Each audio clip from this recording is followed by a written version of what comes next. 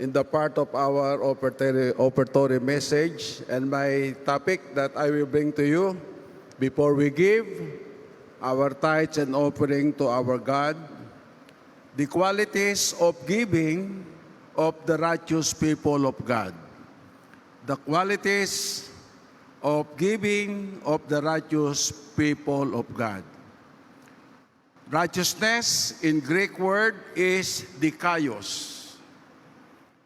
And that is a noun. Righteous is an adjective, meaning morally upright or justifiable. Acting in an upright, moral way. Virtuous.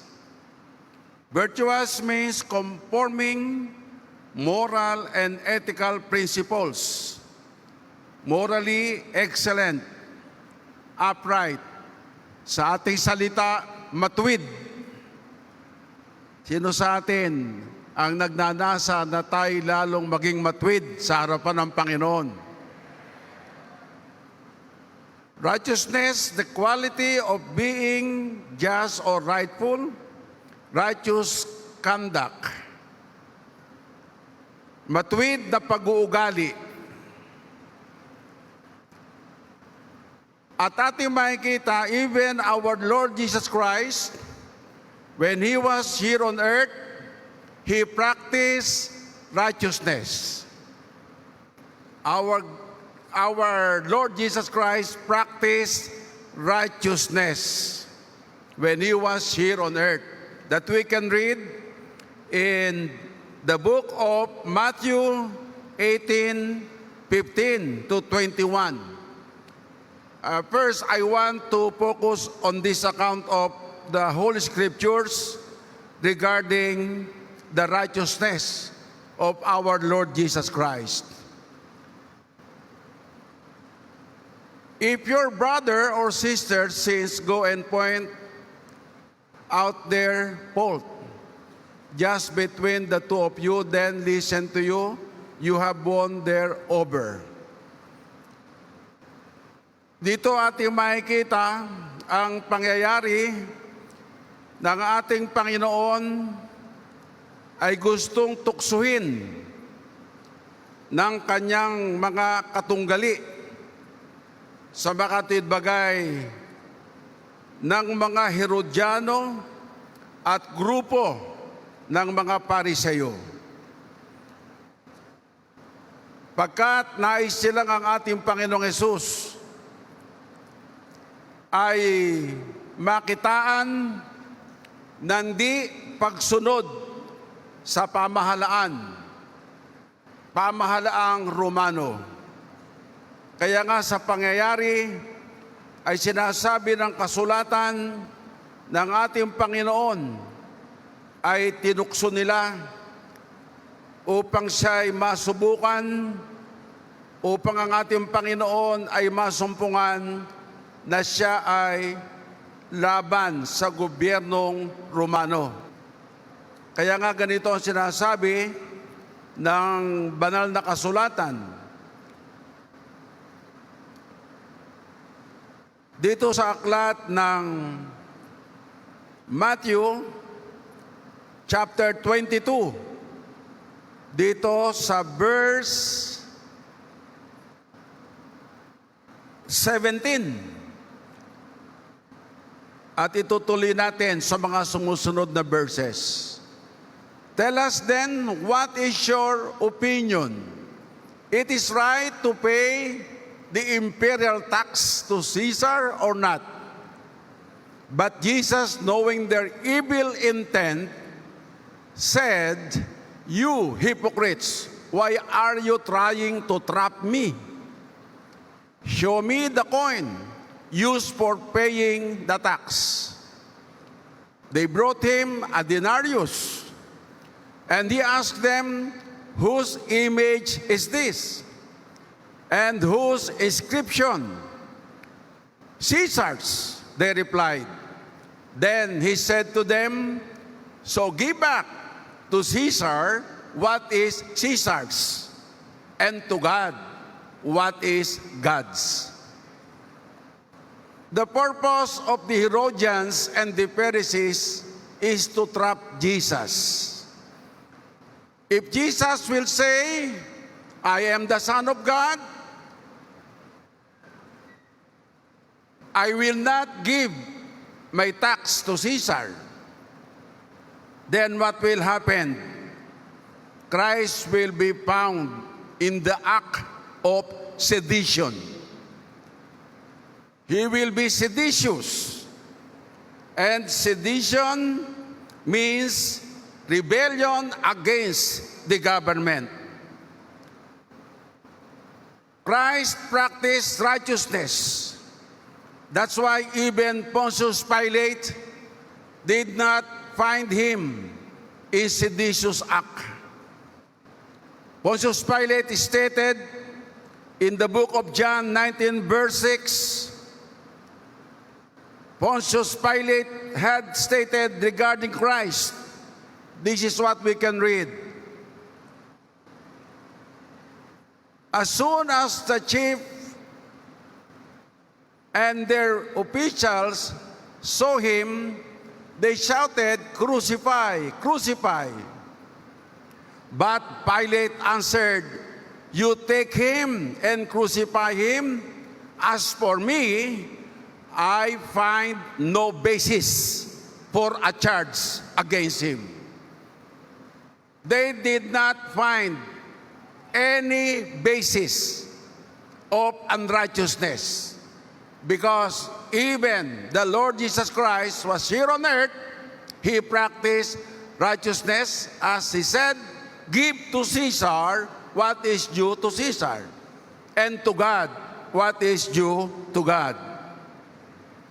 God requires righteousness to all men. Lahat ng tao, yan ang demand ng Panginoon.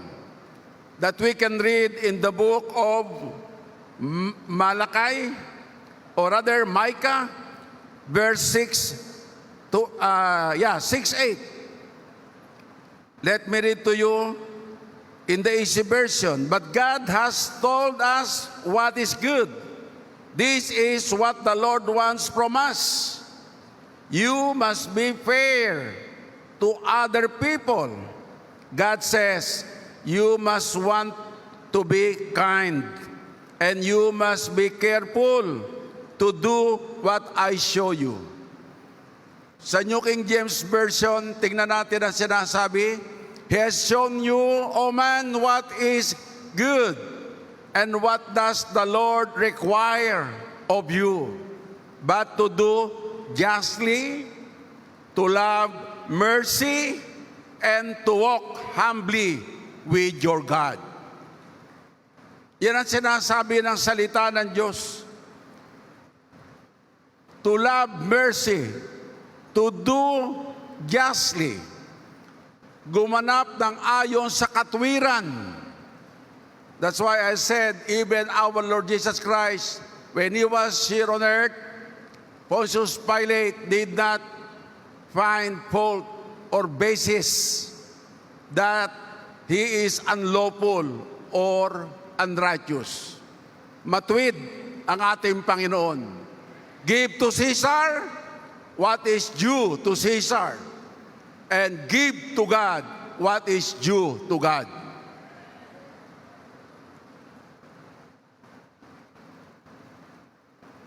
Our giving of our tithes and offering faithfully is righteousness.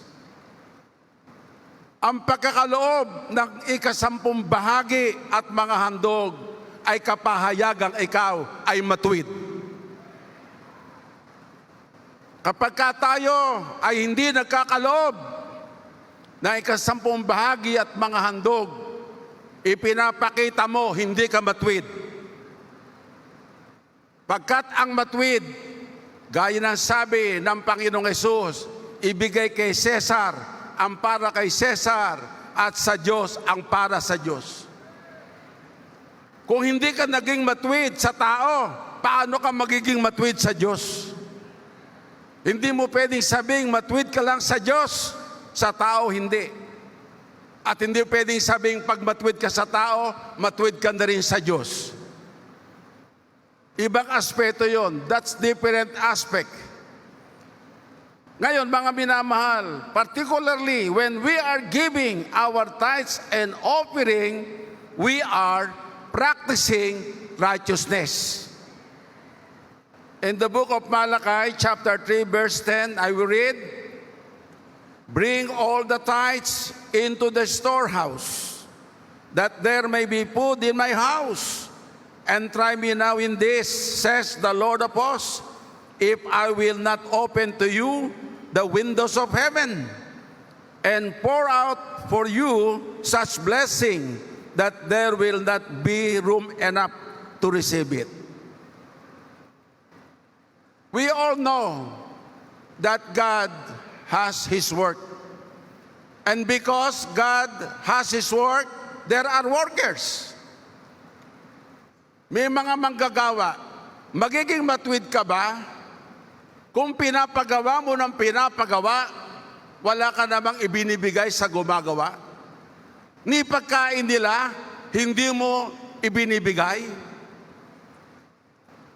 Mga kapatid, ang katotohanan, napakalaking kalikuan yan. Ayaw ng Diyos ng kalikuan. Kaya yung mga manggagawa, yung saganang sa Diyos, kaya sabi ng Panginoon, the 10% is mine. Pero hindi naman kinakain ng Diyos yun. Hindi naman Diyos ang gumagamit noon. Sino ang gumagamit? Yung mga naglilingkod sa Diyos. Matuwid ang Diyos. Ang Panginoong Hesus, matuwid. Pero kung may mga nagtatrabaho, nagpapagal, iniwan na nga ang lahat, nasa kanila'y pakinabang, hindi mo pa tinutulungan, nasaan ang iyong katwiran dyan?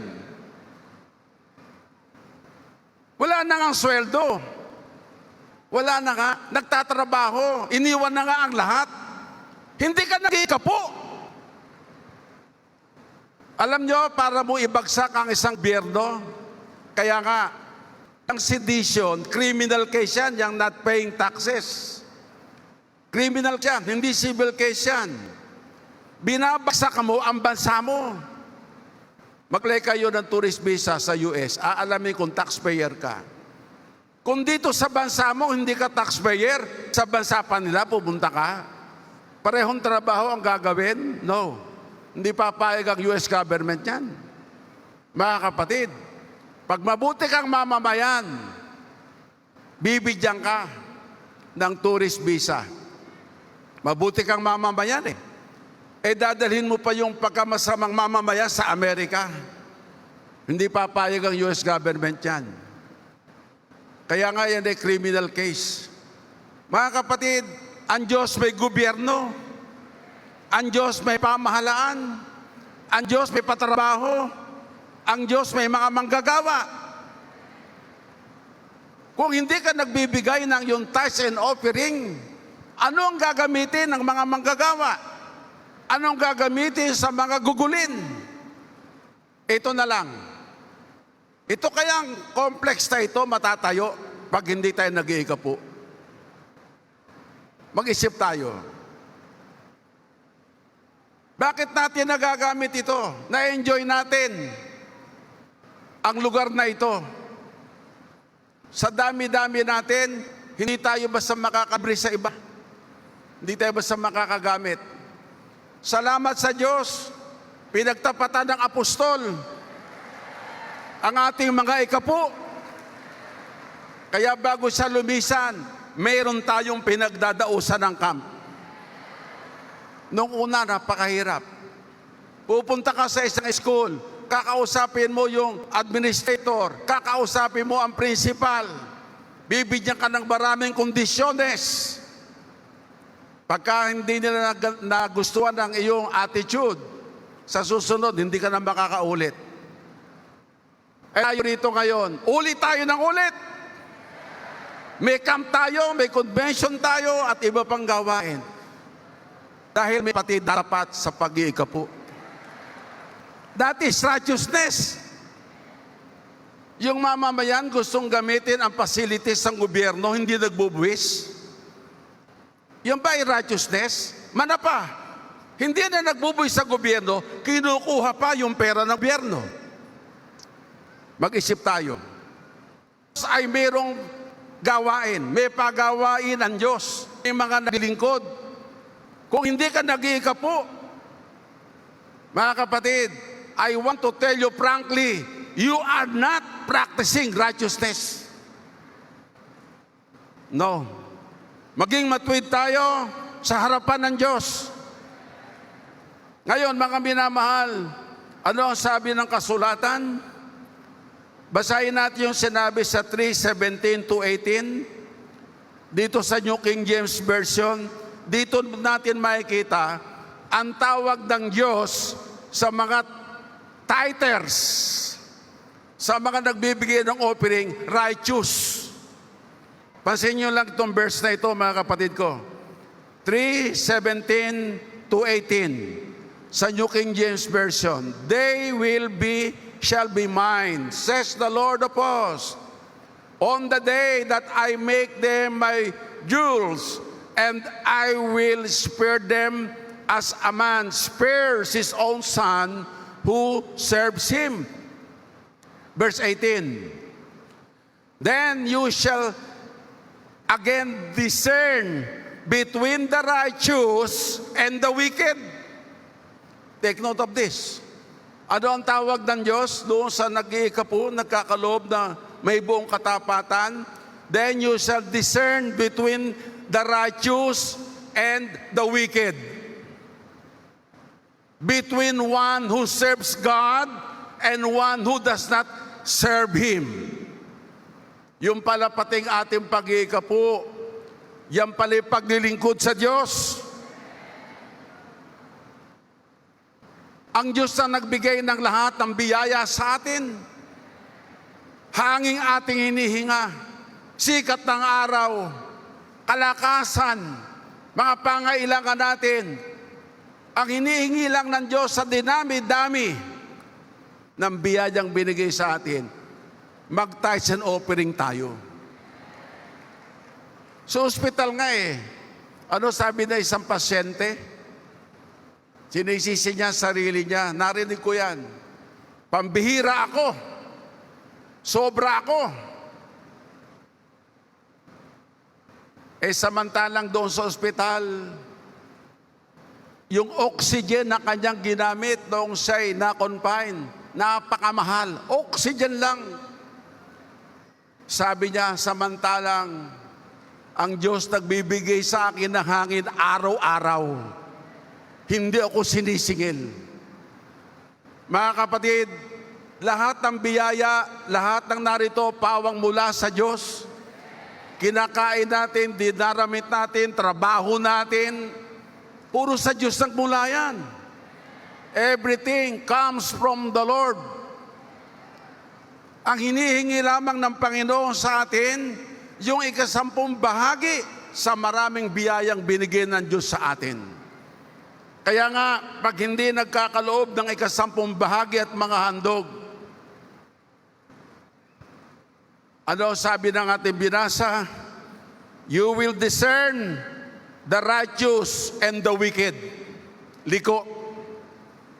Ang ating Panginoong Hesus hindi nag-practice ng unrighteousness.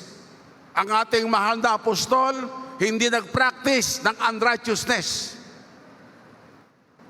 Kung ang ating apostol ay unrighteous, wala tayong makikita, wala tayong mga gagamitin. Lumisan sa mundong ibabaw ang mahal na sugo, mga kapatid, walang itinirang anuman, kahit sa kanyang pamilya. Ngunit, ang kanyang pinagbuti, pagpapalago ng iglesia. Our beloved apostle walked in righteousness. At being port watchers, lumakad tayo sa katwiran. Purihin ang Panginoon. Tularan natin ang ating mahal na apostol. At sinasabi ng kasulatan, sa pamamagitan ng ating mga pagkakaloob, yan ay gagawin natin with all faithfulness, buong katapatan. Ano ang sinasabi sa aklat ng Kronika 31 verse 12 sa New King James Version, 2 Chronicles 31 verse 12. Then they faithfully brought in the offerings, the tithes, and the dedicated things. Cononiah, the Levite, had charge of them, and Shimei, his brother, was the next. Ano raw ang ginawa ng mga taong ito? Then they faithfully, buong katapatan. Yan ang righteousness. Mga kapatid, huwag nating kakalimutan, pag hindi tayo nagtatapat sa pagkakaloob na ikasampung bahagi, yan mga kapatid ay unrighteousness. Yung ating mga kalaban ng pananampalataya, natutuwa sa'yo. Pag hindi ka nag-iikapo, hindi ka nagtatights, bakit hindi sila matutuwa? Ay kalaban sila ng fourth watch. Kalaban sila ng pananampalataya. Ang gusto nila, bumagsak ang fourth watch. Gusto nyo ba yon? Bumagsak ang fourth watch? Sagutin nyo ako. Ayaw natin ang fourth watch bumagsak. Sa Diyos yan eh. Kaya nga ang mahal na apostol, nagtalaga ng buong buhay eh. Kaya nga ito na ang ating naranasan, pinagtapatan ng apostol. At ang sabi pa nga niya, palalaguin ko ito. Hindi ibabagsak ko ito. No. Mga kapatid, sige nga, ulitin natin yon. Palalaguin ko ito. Laksan natin ng konti. Palalaguin ko ito. Magtatapat ako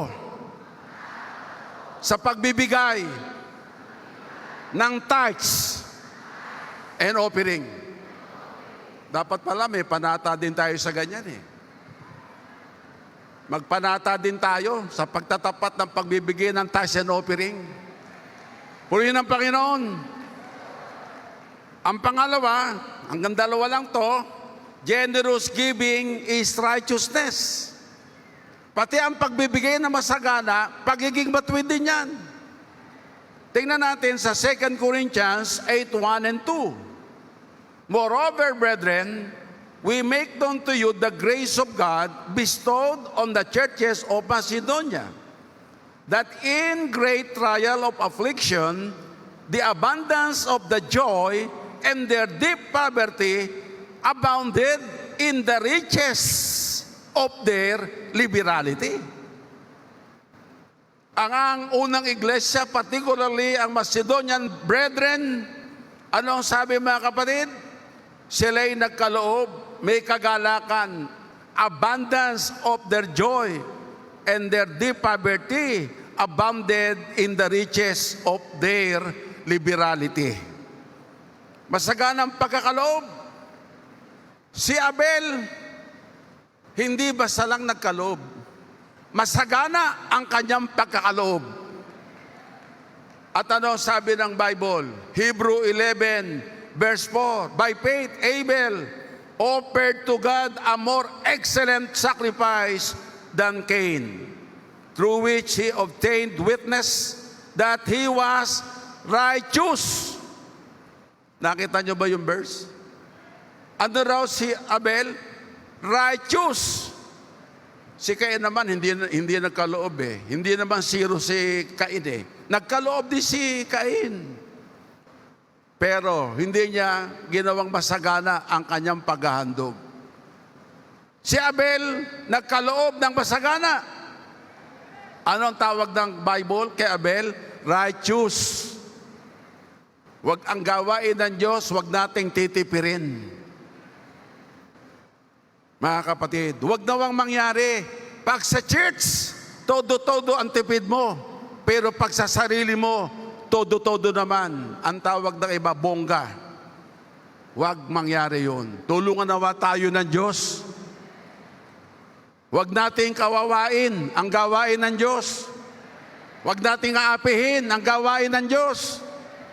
Kayo gusto niyo anak niyo kawawa? Inaapi? Ayaw natin, tayong mga magulang, ayaw natin kawawang ating mga anak. Kaya nagsisikap tayo, nilalaban natin, pati pag-aaral nila. Pati mga kasuutan nila. Mga kapatid, mahal natin ang ating mga anak. Tayo ba, mahal natin ng Diyos? Hindi mo ipapaapi ang gawain ng Diyos.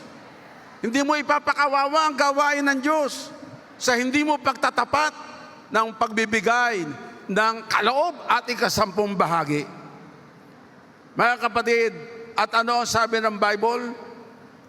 Sa 2 Corinthians 9:9-10, yan daw ating mga masaganang pagkakaloob.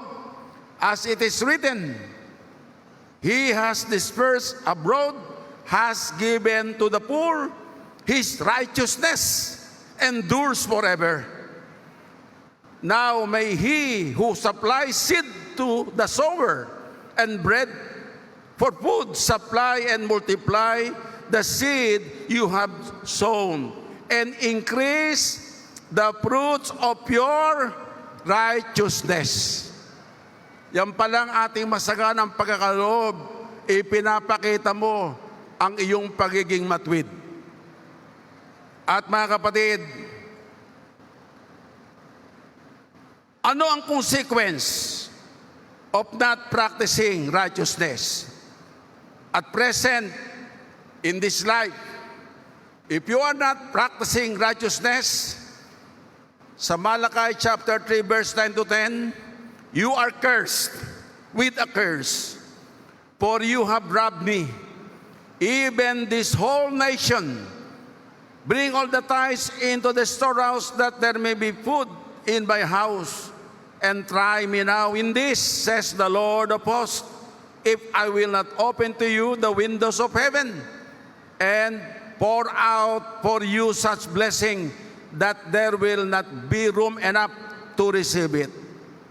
Ano ro yung consequence ng hindi mo pagkakaloob? Nangasumpa kayo ng sumpa. Huwag natin sasabihin, bakit ako? Maganda naman ang hanap buhay ko. Maganda naman ang kita ko. Hindi nga ako nagtatights eh. Hindi natin ipinapanalangin. Pero ang salita ng Diyos hindi mababali. Dadating at dadating ang sumpa. Huwag na nating intayin dumating ang sumpa. Saka tayo matuto. Wala pa yung sumpa, magtapat na tayo. Huwag natin ipagmamalaki yung hanap buhay natin, lumalago. Mahal ka ng Diyos eh, anak ka ng Diyos eh. Pero pagtapatan mo rin ng Diyos. Purihin ng Panginoon. Ngayon mga kapatid, ano ang future? Sabi ng kasulatan, yan palang hindi nagtatapat, gumagawa ng unrighteousness. Kaya ako I have no any hesitation to tell you this. Mahirap yun tayo kabutan ng ating likod, pero hindi natututo sa tama. Kahit pagbaba ko rito, hindi ako batiin ng ibang hindi nag-iikapo, okay lang yun. Ang mahalaga, mga kapatid, naturuan kayo. Wala na kaming pananagutan. Tinuro namin eh. Mahirap naman yung ilihim sa takot. Baka maubusan ng miyembro. Ang miyembrong tapat, magtatapat palagi yan. Ang miyembrong mahal ang Diyos, hindi titigil yan. Kumbaga, kalaunan, lalabas yan ng kulay niyan eh. Kahit hindi mo ihayag ang totoo dyan, lalabas yan ng tunay na kulay. Pero nawa tayong lahat, wag nawang maging gayon. Maging dalisay ang ating puso. Ano ang sabi, mga kapatid? Ano ang consequence in the future? They will not inherit the kingdom of God, because they did not walk in righteousness. Kaya mo yung iba natitisod, maalis. Ayaw nila ng pagkakaloob ng kasampung bahagi at mga handog, umalis. Sila na ang humatol sa sarili nila. Mga kapatid, ano ba ang sabi sa unang Korinto? Sa 6:9-10, don't you know that the unrighteous will not inherit the kingdom of God? Do not be deceived, whether fornicators, nor idolaters, nor adulterers, nor homosexuals, nor sodomites, nor thieves, nor covetous, nor drunkards, nor revilers, nor extortioners will not inherit the kingdom of God. Tayo at dalangin namin, lalo na noon pa yan, ng ating mahal na apostol at maging ng current leadership natin, lahat nawa ng fourth watchers, sabi nga ng apostol, happy rapture. Lahat tayo, sana tayo makita-kita sa rapture. Pero paano ka mararapture? Hanggang ngayon di ka nagtatights. Hanggang ngayon di ka nagbibigay ng offering mo. Hindi ka makapagsasabi, happy rapture. Ang irarapture yung mga matuwid, lumalakad sa daan ng Panginoon. Mga kapatid, panghuli, blessings and rewards of the righteous. Babasahin ko na lang ito ng isa-isa, mamili na kayo. Pag tayo'y lumalakad ng matuwid, ito ang mangyayari sa atin. Number 1, the Lord render to man His righteousness. Andyan na po ang verse, hindi ko nababasahin. Number 2, the Lord rewards according to righteousness. Number 3, the Lord recompenses according to righteousness. Nagbibigay ganti ang Diyos ayon sa iyong katwiran. God blesses the righteous with favor. Psalms 5:12. We want favor from God, walk in righteousness. Ano pa? God is in the generation of the righteous. Pati kanyang kaapu-apuhan, pagpapalain ng Diyos. God, the eyes of the Lord are open to the righteous, and His ears open to their cry. The righteous delivers God from all troubles. The Lord upholds the righteous. The righteous inherit the land and dwell there forever. The righteous, the salvation of the righteous is the Lord. He is their strength in time of trouble. The days of the righteous will flourish and will have abundance of peace. The righteous shall flourish and grow. The righteous shall not be moved, and he shall be in everlasting remembrance. The righteous shall dwell in the presence of God. Ang matuwid ay tatahan sa presensya ng Panginoon. Conclusion, Revelation 22:11-12, He who is unjust, let him be unjust still. He who is filthy, let him be filthy still. He who is righteous, let him be righteous still. He who is holy, let him be holy still. And behold, I am coming quickly, and my reward is with me, to give everyone according to his work. The choice is ours, to be righteous or to be unrighteous. You decide. May the Lord give us a righteous heart until Christ comes to us in our time. Give your tithes and offering faithfully, and give to God generously, and receive the promised blessing and reward to the righteous.